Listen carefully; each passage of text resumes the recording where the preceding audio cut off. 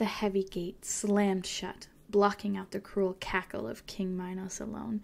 Theseus squinted into the silent darkness, the blood and braveness draining from his face. Why had he volunteered to be a hero?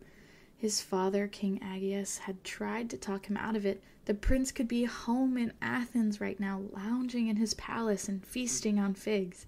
Instead, Theseus had set sail for the most feared place in all of Greece, the island of Crete, ruled by the wicked King Minos. Now the prince was locked in an endless labyrinth with more twists and turns than any maze in history, but being lost in the labyrinth forever was not what scared Theseus the most. What lurked deep in the underground tunnels sent chills down the spine of every mortal in Greece: the Minotaur, a monster of unimaginable strength and fury. King Minos had built this labyrinth to contain the beast, but he could not control its hunger. So once every year, King Minos ordered 14 Athenians to serve as his monster's meal. The timid King Aegeus sadly obeyed to keep the peace between their warring cities, but Prince Theseus knew King Minos' command would not stop until his monster was stopped. Daring Theseus vowed to be the first and last to go into the labyrinth and face the Minotaur. As his eyes adjusted to the darkness, Theseus saw towering, winding walls branching out in every direction, creating narrow paths with shadowy corners. He felt his way along cool stone, careful not to make a sound. Many had entered the labyrinth. None had made it out. But none of them had what Theseus had, a secret weapon from the princess herself. Fed up with her father sending innocent people to their doom, the princess had come up with her own heroic plan. While King Minos was busy unlocking the gate, the bold princess had whispered simple instructions to the shaking prince.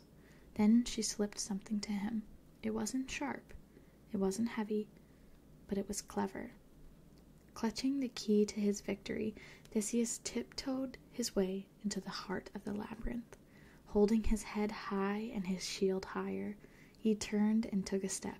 His shield banged into a wall and hit the ground with a thunderous clang. Staring at the dead end in front of him, Theseus did not see the glowing eyes pop open behind him, but he heard panting, and it was getting louder, getting closer. Theseus spun around. From the shadows, a strange shape slinked towards him.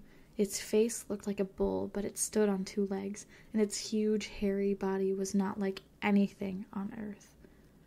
With nowhere to run, all hope lay in his secret weapon, a string. The princess held tight to the other end of that string.